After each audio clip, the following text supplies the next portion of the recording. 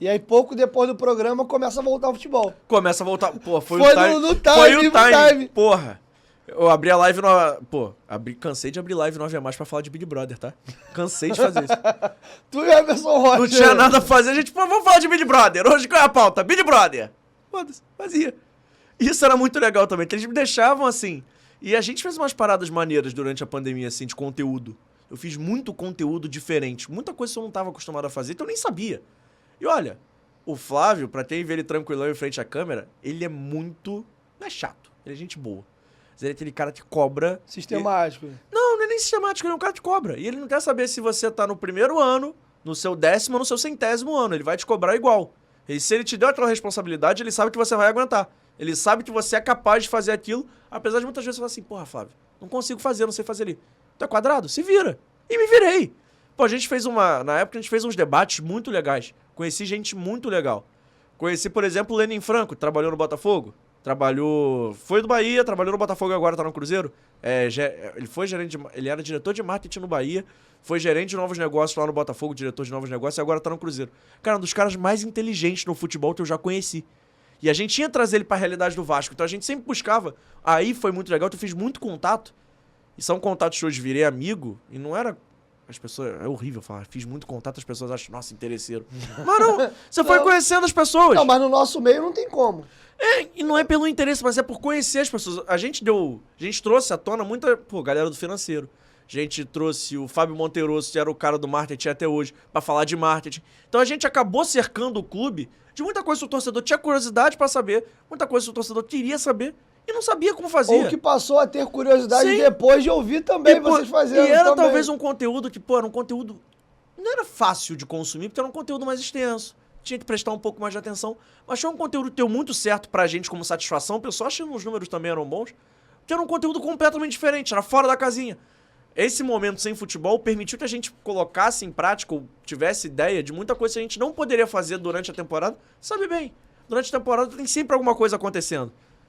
Não tem tempo pra... vou parar pra pensar, desenhar um projeto, fazer... Não dá tempo, Tu tem que fazer, tá ali, tem que acontecer e vamos. Então, isso é muito legal. A gente também começou o nosso podcast, ele tá lá até hoje, mudou de nome. O nosso podcast é o podcast deles, né? Se sente ainda lá, né? Não, cara, é porque foram projetos que eu meti assim, sabe? A gente tinha isso muito. Nunca foi o projeto do Emerson, o projeto do Flávio, o projeto do João. Era sempre o nosso projeto. Independente de quem deu a ideia. Se a ideia foi aceita, é o nosso projeto. Todo mundo vai meter ideia, todo mundo vai falar que pode, não pode. Tipo assim, o que dá pra fazer, ter ideia. E ninguém... Você pode entrevistar o Jô, você pode bater papo com o Jô, ninguém vai falar assim, eu fiz isso, eu fiz aquilo, a gente fez. E eu falo a gente, porque hoje eu não tô mais lá. Mas eu fiz parte, cara. Não adianta também ser o falso humilde e falar, não, eles fizeram, eles aconteceram. Não, tem minha cara lá. Aí eu vou fingir que eu não fiz parte? Eu acho feio até pra mim. Eu não renego minhas origens não, cara. Assim, é uma parada que eu tenho orgulho de ter feito.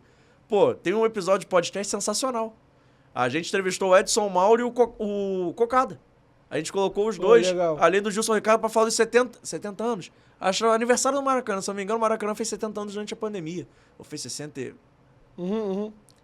Fez um aniversário durante a pandemia. A gente botou os caras pra falar de Maracanã. E pra quem não viveu aquilo, de novo, aí a gente vai voltar de novo por isso a conversa. Era um papo de rádio. Sim. A gente levou 2 radialistas pra falar de rádio. O Maracanã era o pano de fundo. Era... a grande questão, mas era basicamente falar de rádio. Eu só tenho assim, se tu perguntar, uma parada que a pandemia te impediu de fazer mais, e tu fica chateado.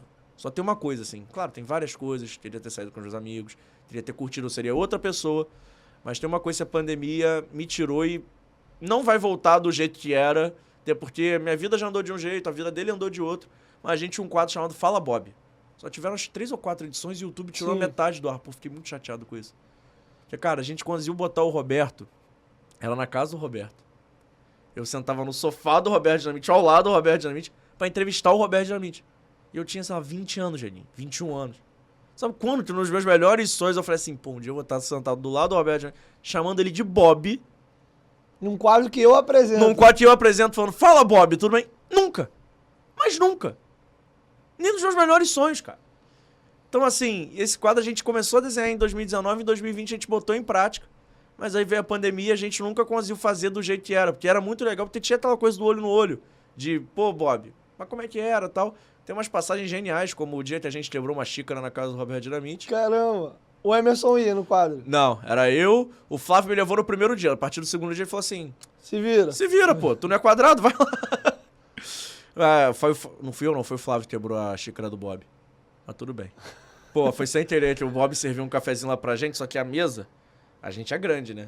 Foi um pouquinho, a mesa tava um pouquinho mais perto, eu usei pra botar o suporte do tripé. Quando ele botou a xícara assim, o Flávio foi levantar, bum, Eita. quebrou a xícara do Roberto. E, cara, eu tive com o Roberto, eu acho que umas, sei lá, 4, 5 vezes na minha vida. Ele é um cara que, quando eu falo de humildade, eu cito ele, eu cito o Zico, o Penido. São caras que, pra mim, assim, são, pelo menos das pessoas que eu convivo, o exemplo do que é ser humilde. E reabastece a água do João aqui, por favor. Pô, obrigado. Tava com vergonha de pedir, eu vi obrigado. Seu olho brilhando ali agora. Desculpa aí, viu, irmão? E, cara, eu queria até que a gente aprofundasse isso um pouco mais. Como é pra você, João, como torcedor do Vasco, passar a ter um convívio quase que diário com o Roberto Dinamite? Porque teve o Fala Bob, ele ia pro pós-jogo na época. Ele ia pra live toda segunda. Pra live, sim, também. Então como é que foi, cara? Começar a conviver com o maior ídolo da história do clube. Pós-jogo ele não fazia muito não, ele fazia muita live de segunda-feira. Cara, bizarro. Eu fui numa no Azurra, inclusive. Bizarro. A do Bernardo ele tava. Bizarro. Completamente bizarro é a palavra. Irmão, Roberto Dinamite. Eu. Tá ao vivo? Tá. Não, então vou olhar pra...